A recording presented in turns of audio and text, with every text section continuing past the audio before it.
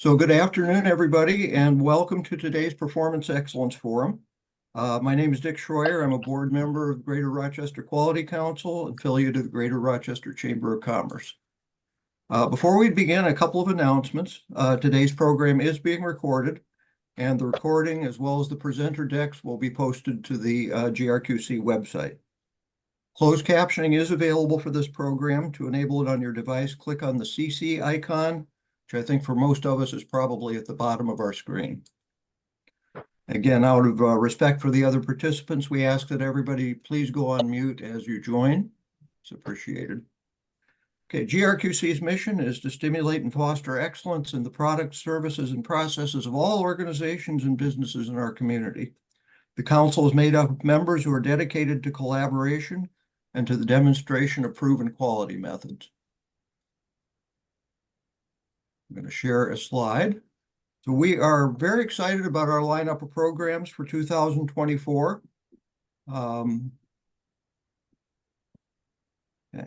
On March 26th, Jim Peer from Paychex will present a program titled How Quality is Incorporated in Agile Development and Project Management. In April, we'll hear about Gorbel's Platinum Award-winning De-Stuff It Implementation Project. In May, we'll feature Jamie Leverett, the artistic director of the Draper Center, who will talk about the development of the professional dancer. In June, we've got Dr. Joanne Sternke, member of the National Board of Examiners for the Baldrige National Quality Award, and a former member of the ASQ National Board. We'll share best practices for planning and conducting after-action reviews. And our fall session is going to kick off with what should be a fascinating look back at the history of the quality movement in Rochester, featuring two pioneers of that movement, Leo Braun and Edison Greiser. Please go to our website at www.grqc.org for more details about these exciting programs. We also want to announce that GRQC is accepting applications for this year's Day of Quality. Modeled after the United Way's Day of Caring, the Day of Quality is a day of community service where GRQC process excellence professionals offer free consultation and facilitation to nonprofits and small businesses. You choose a real continuous process problem affecting your daily operations, and our volunteers will help your organization address the challenge while you learn new skills along the way. Emails going out tomorrow about this with more details, and we invite folks to contact doq@grqc.org for more information. Okay, I want to thank you all for taking time out of your day to join us at this Performance Excellence Forum titled Using Qualitative Data to Supplement Quantitative Data in Telling a Story. Our speakers today, Mike Kachechi and Anurag Kari. Got to admit a few people, sorry. Welcome your questions and plan to leave plenty of time for discussion. Please enter your questions into the chat as we go along, and we'll address them during the discussion period. Over the years, computer processing power and data availability have exploded, which has led to quantum leap improvements in data analytics and the vast world of artificial intelligence. This has opened up numerous opportunities and challenges for quality professionals, data scientists, market research, and business professionals, as organizations strive to turn that data into information and ultimately competitive advantage. In today's panel discussion, Anurag Kari, head of data analytics at UCB, and Mike Kachechi, business professor at Rochester Institute of Technology, will share specific real-life cases and how qualitative data and quantitative data are being used together to tell a story. At this time, is Eric Alden on the call right now? I'm hoping. Are you there, Eric? Maybe not. Okay, I'm going to continue with introductions then. Mike Kachechi has more than 40 years of combined business, academic, and entrepreneurial experience. As the founder and owner of Accelerated Performance, LLC, Mike has helped over 70 organizations across Greater Rochester achieve better results through a range of customized professional development and business consulting services. His areas of expertise include strategic planning, B2B sales and sales management, marketing management, business operations, leadership development, and Lean Six Sigma process improvement. Mike is also a lecturer of marketing at the R.I.T. Saunders College of Business. Mike is a past board chair of Greater Rochester Quality Council, a member of the Greater Rochester Chamber of Commerce, and a proud Rochester Rotary. He holds a BA in psychology. I'm getting a really bad feedback from somebody. Could anyone who is not on mute please go on mute? Did that improve anything? Yeah, it did. Okay. No? Yeah, I think so. Okay, thank you. So Mike holds a BA in psychology and an MBA in marketing management. He was trained and certified as a Xerox Lean Six Sigma Black Belt during a 30-year career at the company. Anurag Kari serves as the head of data and analytics at UCB, a leading biopharmaceutical company specializing in neurology, immunology, and rare diseases. Anurag has been at the forefront of driving data and AI initiatives within the healthcare and life science sector for numerous years. He's passionate in leveraging these cutting-edge technologies to address the most significant challenges in healthcare cost management, affordability, health equity, patient experience, and tackling healthcare professional burnout. Prior to his current role, Anurag dedicated a decade to Optum, a subsidiary of United Health Group, further enriching his expertise in the industry. He completed his undergraduate studies at the Indian Institute of Technology and earned his master's degree from the University of Georgia.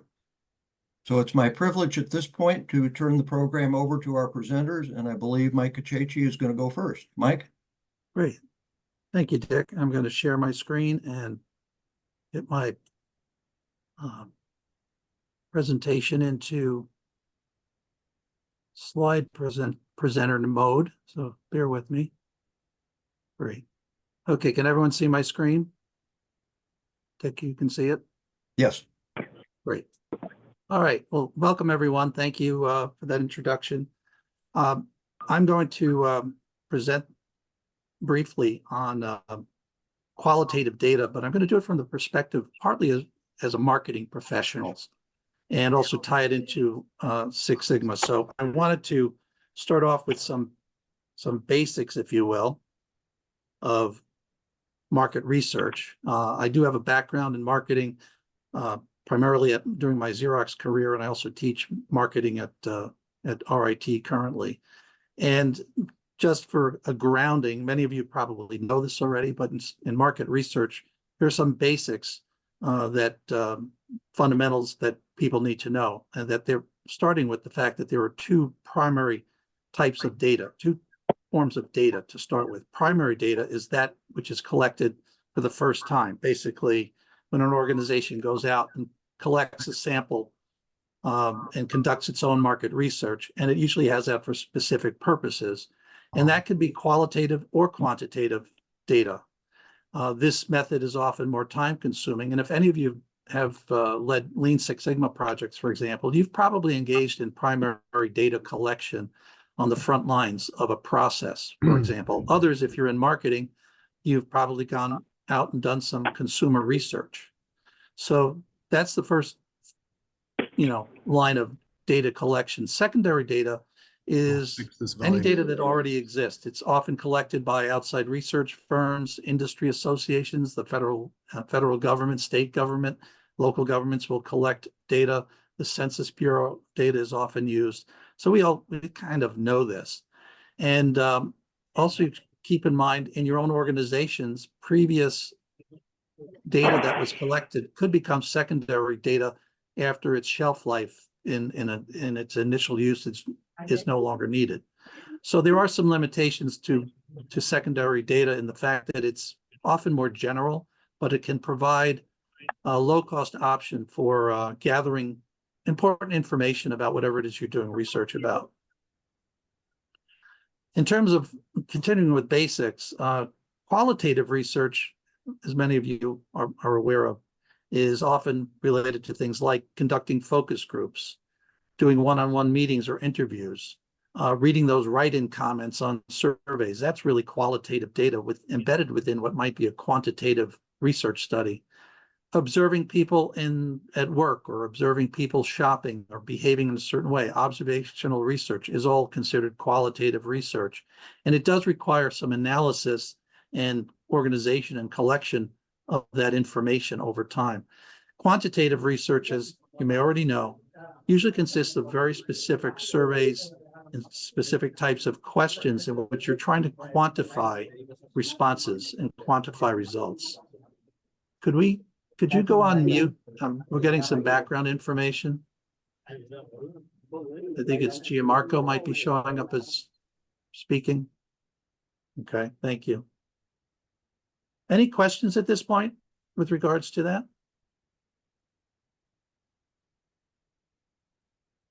Now, something I want to just point out in terms of, I call this the physics of market research. In physics, and I was not a good physics student, so I really netted this out. There is this principle that the mere act of measuring something, will change that. For example, if you're trying to measure a particle in physics, an atomic level particle like a neutron or a proton, the act of measuring it actually changes its position. And that principle applies in the world of whether it's marketing, Lean Six Sigma, any kind of data collection. The act of collecting the data can actually affect the results that you're going to get, particularly with human behavior, because people will respond differently to questions or interviews if they know they're being observed or they're being asked questions face to face. So data collection methods need to be designed to minimize or possibly eliminate this effect. One of the benefits of the digital era is the fact that we can minimize and almost eliminate this effect in data collection today because of anonymity and other factors that the internet does provide.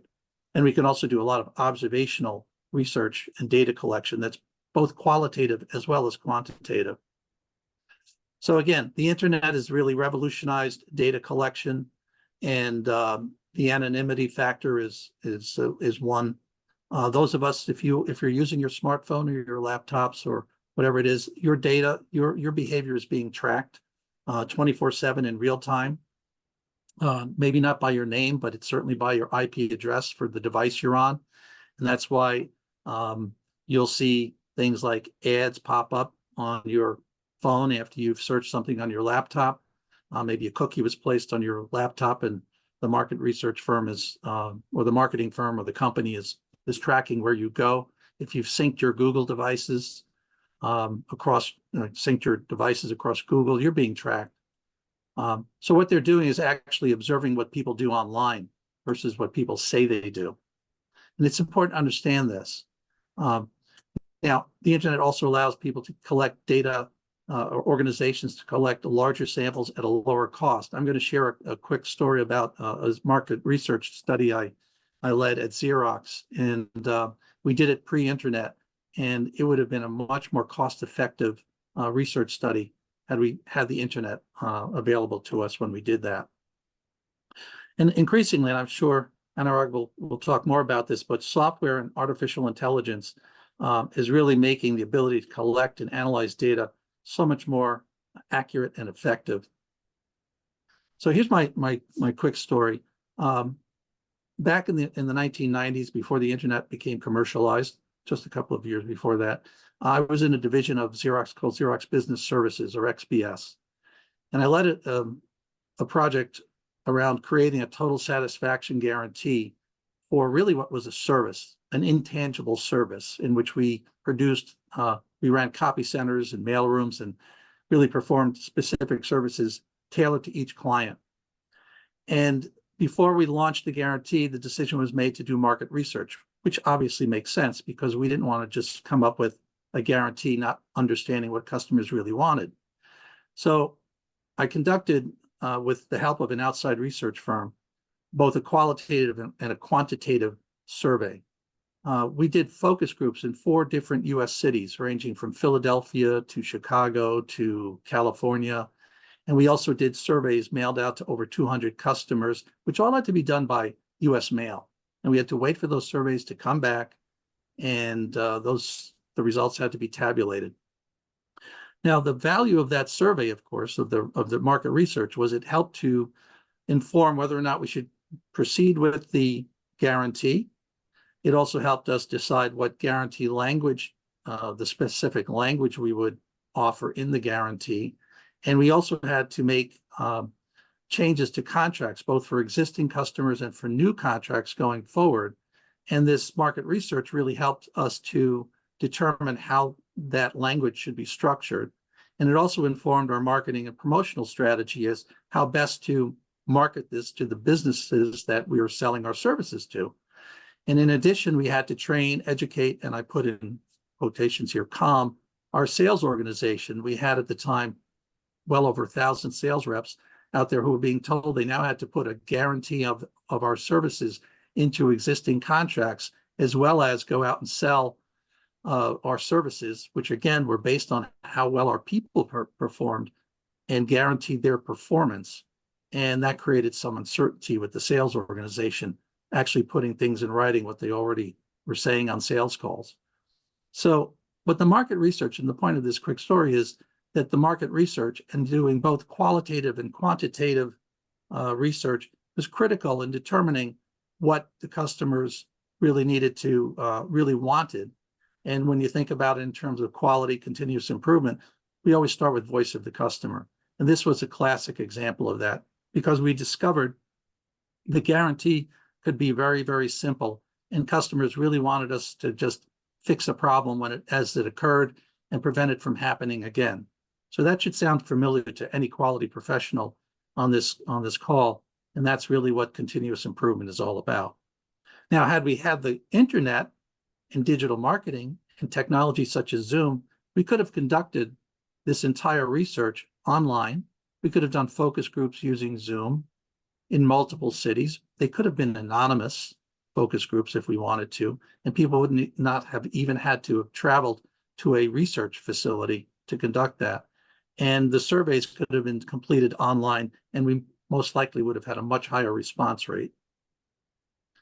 So kind of taking that to Lean Six Sigma, I've shared some examples of qualitative data collection methodologies. And when you think about it, if you've ever been part of a Lean Six Sigma project, we do a lot of qualitative data collection. The concept of going to where the work gets done and observing, walking a process, seeing how people perform their work tasks. And then, writing it down, taking notes. This is qualitative data collection. Today we might do, videos of work processes and time studies and things like that. But again, that's all qualitative sessions. Whenever teams engage in focus groups or brainstorming, that's qualitative data collection. And then, of course, you also will have surveys and checklists and sampling that can come into play in terms of Lean Six Sigma and project management. So staying on the topic of Lean and Six Sigma, we often require primary data that gets collected as part of a project. So you're going out to where the work gets done, you're collecting the data in real time directly from it. But you might also be using secondary data, kind of tying this back to the beginning of my presentation, the secondary data, where you could be gathering data that could be very beneficial for the purposes of benchmarking performance. It could be studies that were done by the government or other associations or industries that help you set benchmarks for what you want your process to perform at. So this is where both qualitative and quantitative data can become are critically important to any continuous improvement project. And when you think about that, that data then gets repurposed into various tools and methods that are used in Lean Six Sigma projects, such as process mapping. The data we collect from walking a process is used to map out that process. Pareto charts are often used to organize and quantify qualitative data.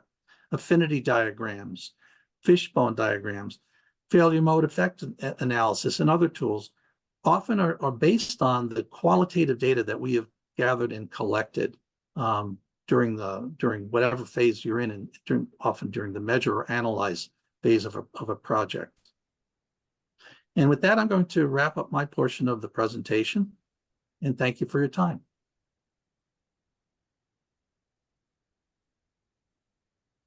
Thanks, Mike. I will take over from here and share my slide. Let me know once you are I'm done. able to I've share. stopped sharing. Okay.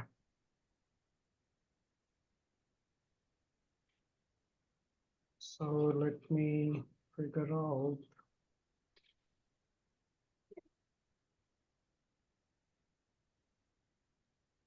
Okay. Are you able to see my slide? Can somebody confirm, please? Yes, I can see it. Okay. All right. Yeah. So thanks, Mike. Anurag, can you go into slideshow mode? Sure. Yeah. In a second. Yeah. So Mike talked about the primary and secondary data, which is data collection methodology. I'm going to extend that thought in terms of the type of data and the format of the data. So for this uh, purposes, the data which is obviously from internet and digital age is we hear data is electricity, data is oil and whatnot, but it exists in two primary forms, structured and unstructured. And what I mean by that is structured is more understandable, row and columns, think of an Excel. And unstructured, this is where there is no defined schema, there is no defined format. So think of your email, think of the audio files, think of the video, think of the social media posts. All that is example of the unstructured data. And I just wanted to give you a quick preview of what does that current landscape look like and what are some of the future trends that are emerging. I think on the current landscape, the data explosion is I think quite common and understood. And this is happening in terms of both structured data as well as unstructured. So the cookie that Mike was mentioning that gets placed on the portal that sometimes tracks users, what they are accessing. So you see relevant ads when you open some website and browser next time. Example of unstructured data, but it is leading to the data explosion. But then within that data volume, there is a dominance of unstructured data.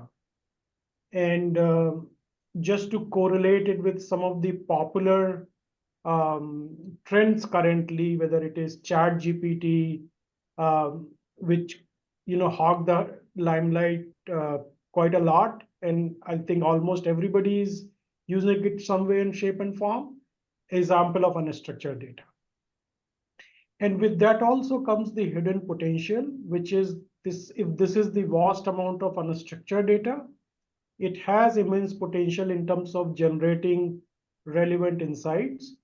But with that also comes the security and privacy concern.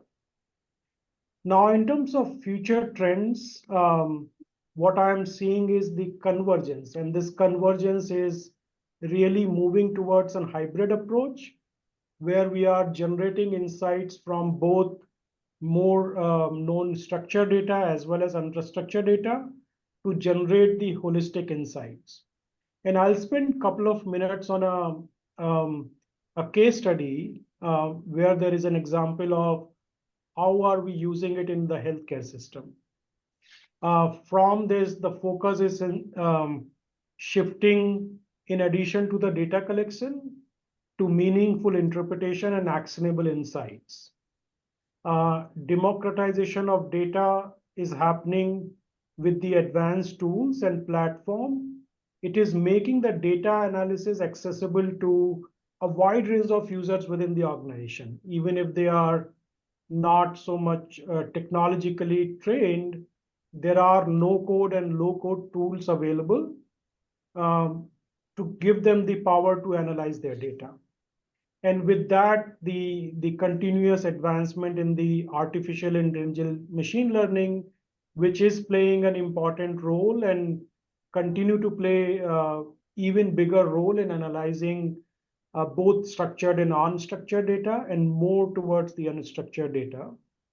And the last future trend is there is greater demand in terms of these insights coming into the real time.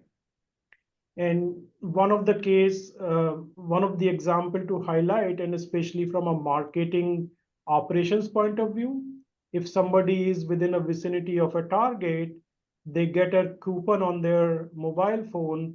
Hey, if you go and shop, you get $10 in discount.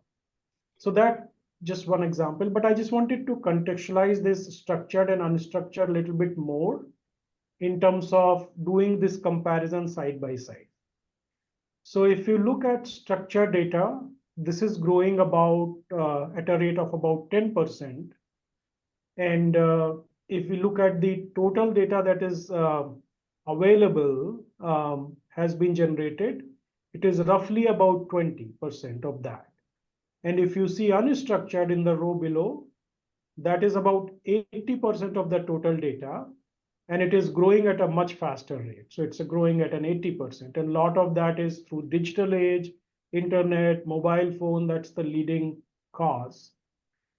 The processing tool, if you look at this column, for structured and unstructured data is different. Structure is more known to everybody in terms of these are traditional databases, various kind of visualization tool. On the unstructured data, it is natural language processing, machine learning type of tool, big data platform. And just to relate to, again, going back to the definition of it, the customer databases, the transactions records are example of unstructured data, email, images, video, social media posts are example of unstructured. So just to highlight some of the key takeaways. So while you saw that in the previous slide that unstructured data is growing at a much faster rate than structured data and makes up the majority of the data, but both are valuable. But they require different approaches from a technology point of view in terms of processing and generating insight from it. And really from here, the second point is around convergence. And the future trend lies in integrating and analyzing both type of data to develop more holistic insight. And in order for to be done, the artificial intelligence and machine learning will be key driver of this data analysis and unlocking its potential. With that, a lot of ethical consideration and the responsible data governance continues to become more crucial within the organizational setting, as well as from our individual privacy and security perspective. So just to bring it to life, I'll talk about a case study now.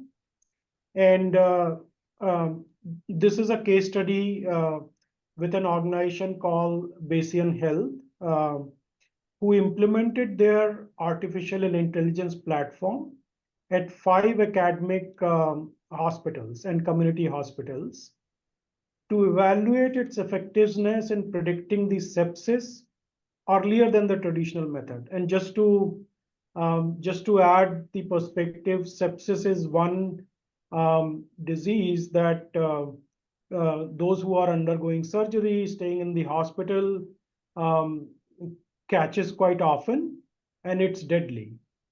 And one of the preventive measures is if it is able to get detected earlier, you could take preventive actions to avoid any harm to happen.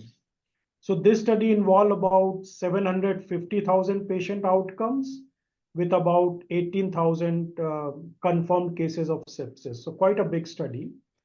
And what are the results of that study? So it's highlighted in here.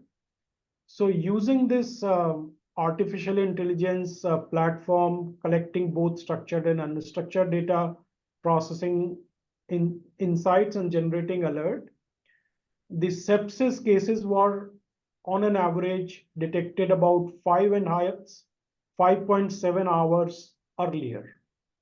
And while this looks small, but from an actions that can be performed by the doctor, this provided enough time for them to do what is necessary for the patient at that time. And one of the example of the success of such AI system is adoption. So the frontline nursing staff and doctor, that adoption over period of time of 2 years has increased to 89%, which talks about the value it is generating. And also in terms of mortality, because the sepsis was able to be identified earlier, there was about 18% reduction in the mortality of the patient. So just to close my thought here, both structured data, which is in terms of vital signs, lab data, demographic data, as well as unstructured data, which is coming from electronic health records, which has clinical notes, discharge summaries, some of the sensor data, which is the continuous monitoring device through wearable and bedside monitors that provided the real-time insight, and imaging data like chest x-rays, etc. So combining these two types of data, the system processes and generated insight that led to the prediction of sepsis for a hospitalized patient a couple of hours earlier, and resulting into a tangible benefit in terms of saving many lives. So just to summarize, I spoke about both structured and unstructured two format. There is a growth of unstructured data. The latest tool from an technology, artificial intelligence, machine learning perspective is helping to generate that insight. And there are real life benefits in healthcare, which is where I am from, to show that generation of insight at a speedy manner, real time, is actually helping patients. So I'll stop my presentation now and hand it over to Dick for moderating the questions. All right, Anurag and Mike, thank you very much for the presentation. A lot of interesting information there. I suspect some on the qualitative side may be a little bit unfamiliar to some of us, so thank you for that. I'd ask everybody, please put your questions in the chat.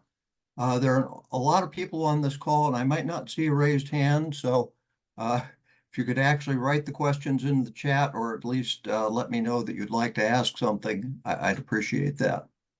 So let me temporize for just a minute while we wait for questions to come in. One of the things that I struggle with in terms of qualitative data is just, it seems like it's a lot harder to process what you're receiving than it is with the quantitative data. You both mentioned some tools, the natural language processing and so forth. Could you just share a little bit more insight perhaps with everybody on some of the tools that you find most useful and effective in terms of processing qualitative data? Sure, I can start, and Mike, feel free to jump in. So I think from a perspective of having the collecting data at one place and storing into the databases, there is a lot of development onto the big data platform. And one trend there is to do a distributed processing. So instead of one computer doing it, you are distributing the processing across the multiple server, sending chunk of data to these different machines and collecting back the insights, which is more capital driven, more investment driven aspect.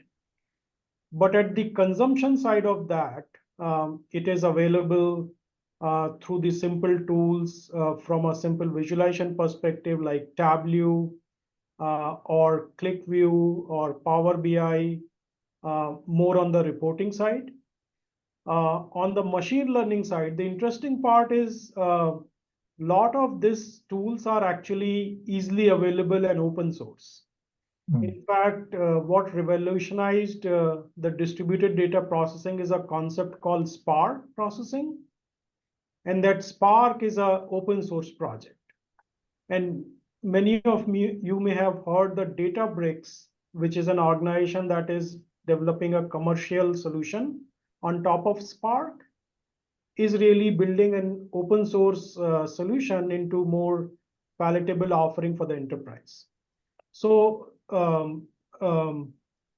some of these tools are easily available. And I think more from a developing point of view, this is where, in terms of the programming languages, Python has really taken over compared to the previous Java type of languages in analyzing these data, creating these machine learning models. In academia, there is still a lot of preference for an open source tool called R, which is a statistical software package. So really there is a lot of tool in this, and the challenge here is really to keep pace with the growth of these tools. And I'll just make one last comment here. One direction where this is heading is also to make it easily available to even to the business users and the business analysts in terms of developing the no code and low code. And that's where there is a major trend in terms of AI tools, so that it is democratized, everybody can use it, generate their own insight. So self-serve analytics and these kind of tools is another major trend.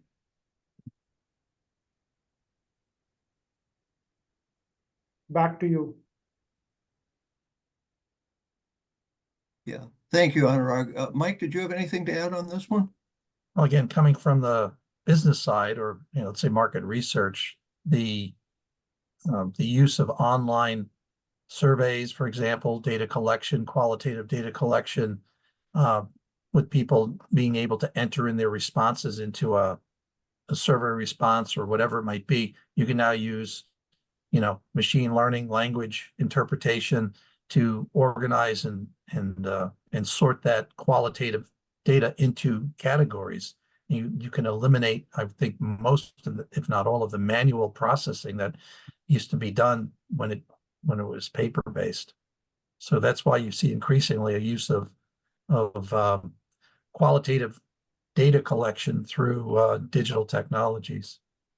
And Anurag, you mentioned during your presentation how much data is out there in qualitative form, for example, on social media sites and just people engaging online.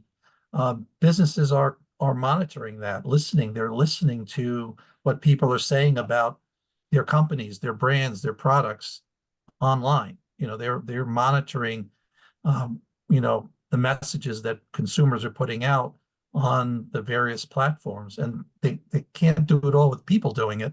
They've got technology gathering that information and sorting and analyze what are people saying about our products and our brands, et cetera, which is a huge part of digital marketing today.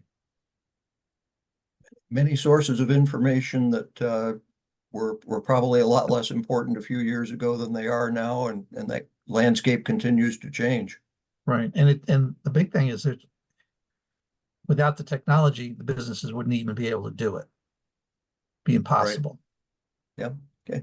Okay. Terry Callanan has a question. Terry? Yes, thanks, Dick. My question boils down to one of how much confidence to have in the insights that are drawn from qualitative or unstructured data. And where I'm coming from is, I think we're all pretty comfortable with the idea of quantitative data, where you can assess, the degree of variation in that data, the degree of sampling error, confidence intervals, a variety of techniques that you can use to ascertain, based on the amount of data you collected, how you collected it, how much confidence you should have in your interpretations based on that data.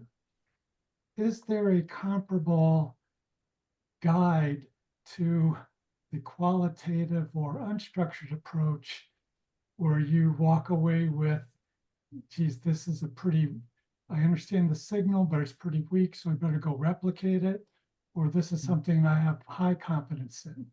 So are there techniques that allow you to make that kind of determination? As I'm listening to your question, what comes to mind is I referenced earlier the ability of businesses, marketers to track our behavior online. And our behavior is very qualitative, right? Imagine yourself shopping online. You're doing some research, you're doing some search, you do a keyword search, right? Up pops some choices. You click on something on Google, takes you to a website. You start, visiting that website. You start moving around, going to different pages. Maybe you decide you're going to buy a product and you can purchase it on that website. Or maybe it was an email that came into you from a company you're already doing business with. You decide you're going to go and explore their products that day. This is human behavior online in action, and we're not conscious of being watched, if you will, or counted.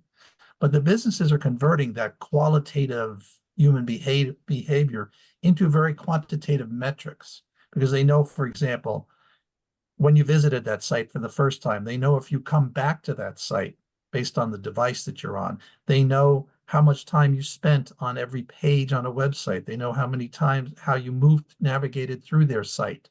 Okay, they know that basically the customer journey, for lack of a better term, or very popular term, the customer journey online and what it takes to get to the point where you make that decision to buy. Okay, and then they're analyzing that and aggregating this over the thousands and millions of times people do this.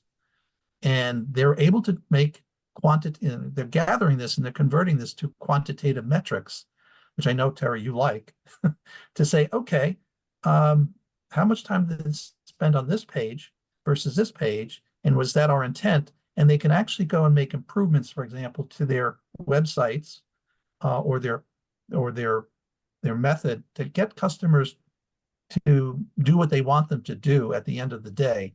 Yeah. Starting with that qualitative behavior, converting it to metrics, quantitative metrics, and then figuring out what's working, what's not, and then making improvements to how they go about marketing online. So that's one example.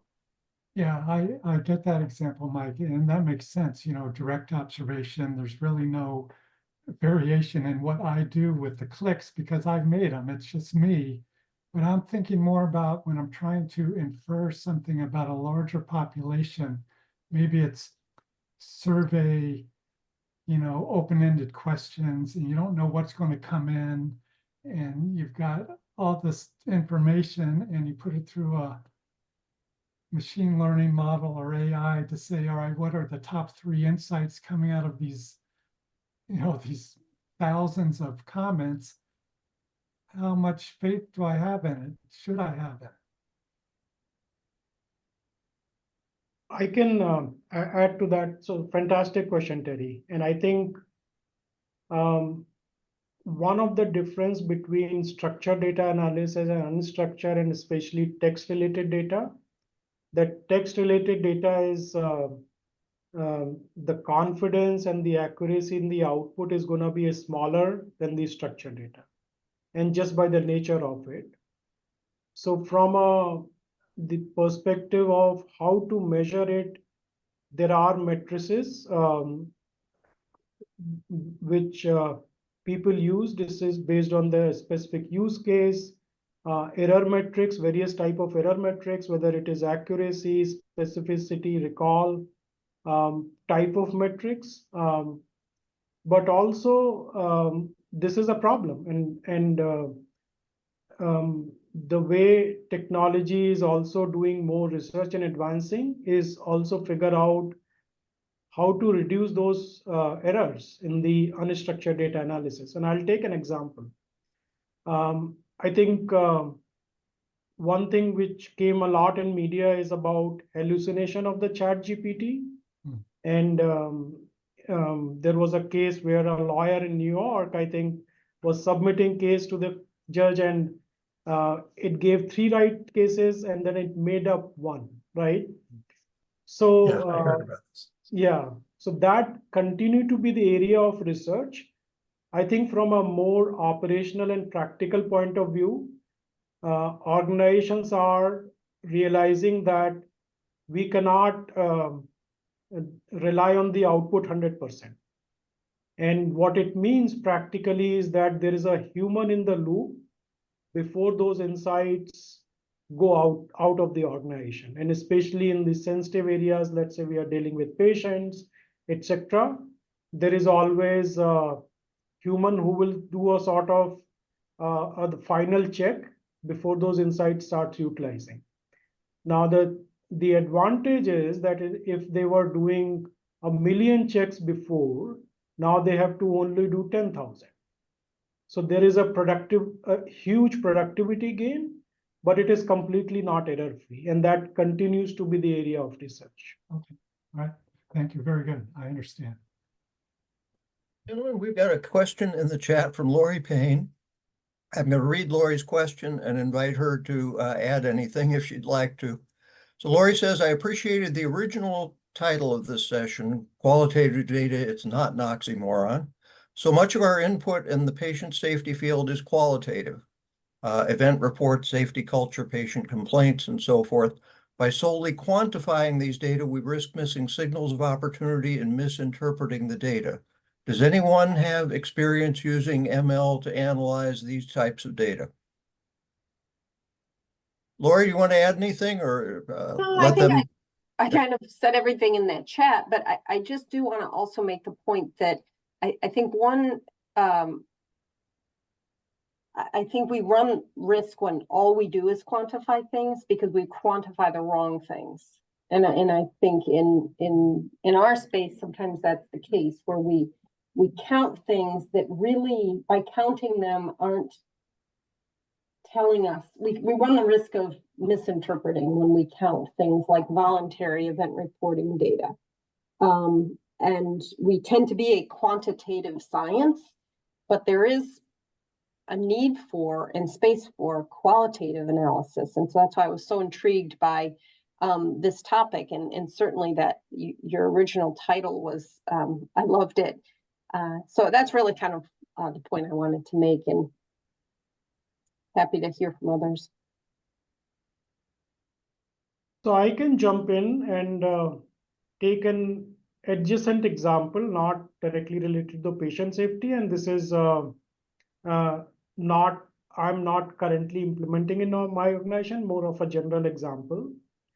So as the drug moves into the stage 4 of clinical trial, which is basically they are in the market, there is one responsibility pharmaceutical company has to keep tracking on any adverse event. Now, the traditional method, which is still a prevalent method, is to look at some kind of results from the doctor office, other ways patient-reported symptoms. But in addition to that, there is many times some of these are mentioned onto the social media.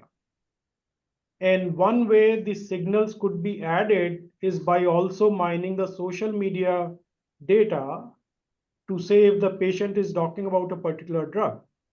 Now, at this point, I don't think the regulatory mechanisms mandate it, but I think it is a lot of added value from an organization perspective to also say, hey, my traditional method is giving me these adverse report, or there are more that we are currently not tracking. So that's just one example related to that, but something that is we are doing within this industry is really lot of data that medical service liaison collects from the provider offices in terms of what kind of reactions, patient feedback, etc. Is distributed so many thousands of MSL across the countries, across the region. It is not possible to consolidate that insight and generate it's a very manually intensive work. So now these NLP tools are available where you really look at particular drug and see all the feedbacks collected and then convert into a very synthesized insight. Hey, what is the patients are saying about this? What is the physician reaction?